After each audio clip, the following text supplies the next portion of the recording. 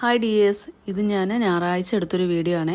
ഞായറാഴ്ച ആയതുകൊണ്ട് തന്നെ സ്പെഷ്യലായിട്ട് നെയ്ച്ചോറും ചിക്കൻ കറിയുമാണ് ഞാൻ ഉണ്ടാക്കിയത്. കറിക്ക് ആവശ്യമായിട്ടുള്ള തക്കാളിയും ഉള്ളിയും ഒക്കെ ഞാൻ അരിഞ്ഞു വെച്ചിട്ടുണ്ടായിരുന്നു.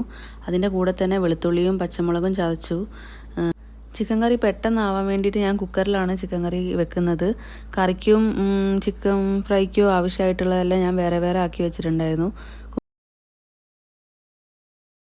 കുക്കറിൽ വെളിച്ചെണ്ണ ഒഴിച്ചതിന് ശേഷം ഞാൻ എല്ലാം കൂടെ ഇട്ടൊന്ന് വഴറ്റി ചിക്കൻ പൊരിക്കാൻ മാറ്റിയതിലേക്ക് ചതച്ച വെച്ചതും കുറച്ചെടുത്തിട്ടുണ്ടായിരുന്നു. കുക്കറിലായതുകൊണ്ട് തന്നെ മുളക് അധികം ഞാൻ ചതക്കാൻ നിന്നില്ല.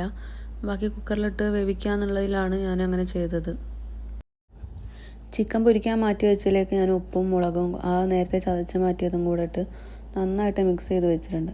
മിക്സ് ചെയ്ത് കഴിഞ്ഞപ്പോഴാണ് മഞ്ഞൾപ്പൊടി ഇട്ടിട്ടില്ല എന്നുള്ള ഓർമ്മ വന്നത്. അതിനുശേഷം ഞാൻ മഞ്ഞൾപ്പൊടിയൊക്കെ ഇട്ട് നന്നായിട്ട് മിക്സ് ചെയ്തിട്ടുണ്ട്. മിക്സ് ചെയ്ത് കുറച്ച് റെസ്റ്റ് ചെയ്യാൻ വെച്ചു. അതിനുശേഷം നന്നായിട്ട് ഞാൻ കുക്കറിലുള്ള തക്കാളി ഉള്ളിയൊക്കെ നന്നായിട്ട് വഴറ്റി കൊടുത്തിട്ടുണ്ട്. തക്കാളി ഉള്ളിയും പാകമായപ്പോൾ അതിലേക്ക് ഞാൻ മസാലപ്പൊടികൾ ഇട്ടു. മഞ്ഞൾപ്പൊടി ഇട്ടു, മുളക് പൊടി, മല്ലിപ്പൊടി, കാശ്മീരി ചില്ലി, ഗരം മസാല, അങ്ങനെ ആവശ്യമായിട്ടുള്ള എല്ലാ മസാലപ്പൊടികളും കുറച്ച് ഇട്ടിട്ടുണ്ട്. അപ്പോൾ അതും ഒന്ന് നന്നായി വഴറ്റി. അതിനുശേഷം ഞാൻ ചിക്കൻ ഇട്ടൊന്ന് അതൊന്ന് നന്നായിട്ട് മിക്സ് ചെയ്തു. ആ മസാലപ്പൊടികളും ചിക്കനുമായിട്ടൊന്ന് നന്നായിട്ട് മിക്സ് ചെയ്ത് വെച്ചു. മസാല നന്നായിട്ട് ചിക്കനിലേക്ക് പിടിച്ചതിന് ശേഷം കുറച്ച് അത്യാവശ്യം നല്ല ചൂടുള്ള വെള്ളം അതിലേക്ക് ഞാൻ ഒഴിച്ചു കൊടുത്തിട്ടുണ്ട്. അതിൻ്റെ കൂടെ തന്നെ കുറച്ച് ആവശ്യത്തിനുള്ള ഉപ്പ് ഇട്ട് നന്നായിട്ട് മിക്സ് ചെയ്ത് വെച്ചിട്ടുണ്ട്. ഞാൻ 2 വിസലിനാണ് പൊതുവെ ചിക്കൻ വേവിച്ചെടുക്കാറ്. അപ്പോൾ ചിക്കൻ്റെ വെള്ളം ഉണ്ടാവുമല്ലോ എന്നുള്ളതിലാണ് കുറച്ച് വെള്ളം ഒഴിച്ചത്. അതിൻ്റെ കൂടെ തന്നെ ഞാൻ ഫ്രൈ ചെയ്യാനായിട്ട് പാനും വെച്ചിട്ടുണ്ട്. അതിലേക്ക് ഞാൻ വെളിച്ചെണ്ണയാണ് ഒഴിച്ചു കൊടുത്തത്. അപ്പോൾ വെളിച്ചെണ്ണ ഒന്ന് ചൂടായി വന്നപ്പോൾ ഫ്രൈ ചെയ്യാനുള്ള ചിക്കൻ ഞാൻ അതിലേക്ക് ഇട്ട് കൊടുത്തിട്ടുണ്ട്. ചിക്കൻ അവിടെ റെഡി ആകുമ്പോഴേക്ക് ഞാൻ കുറച്ച് പാത്രം ഉള്ളതൊക്കെ വേഗം കഴുകിയെടുത്ത് വെച്ചിട്ടുണ്ട്. പാത്രം പെട്ടെന്ന് ഞാൻ കഴുകി മാറ്റിയിട്ടുണ്ട്. അത് കഴിഞ്ഞപ്പോൾ പിന്നെ ഞാൻ നെയ്ച്ചോറിൻ്റെ പണിയിലേക്ക് കടന്നു. നെയ്ച്ചോറ് വെക്കാനായിട്ട് ഞാൻ 1.5 ഗ്ലാസ് അരിയാണ് എടുത്തത്.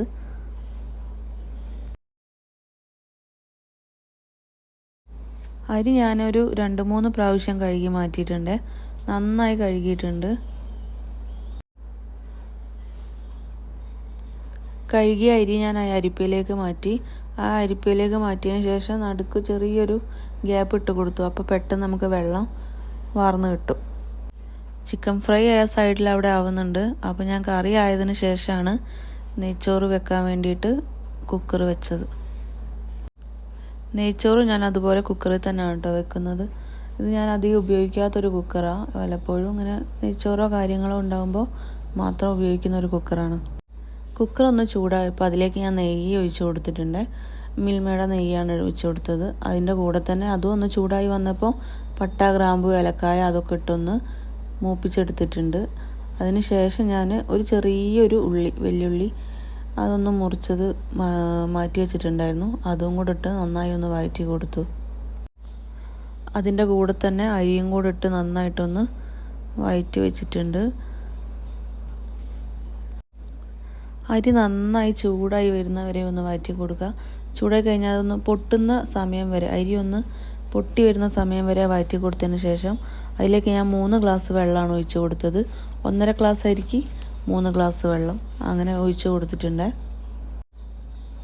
പാകത്തിന് ഉപ്പും കുറച്ച് സുർക്ക ഒഴിച്ചു കൊടുത്തിട്ട് മിക്സ് ചെയ്ത് കുക്കർ മൂടി വെച്ച് ഞാൻ 12 മിനിറ്റ് വിസിലിടാതെയാണ് നെയ്ച്ചോറ് സാധാരണ വെച്ചെടുക്കാറ്.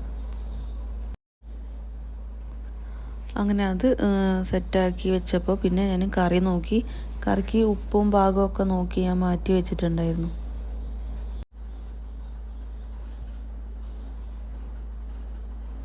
അങ്ങനെ ഫുഡൊക്കെ റെഡി ആയിട്ടുണ്ട്. ഇനി ഞങ്ങൾ ഫുഡ് കഴിക്കാൻ പോവാണേ.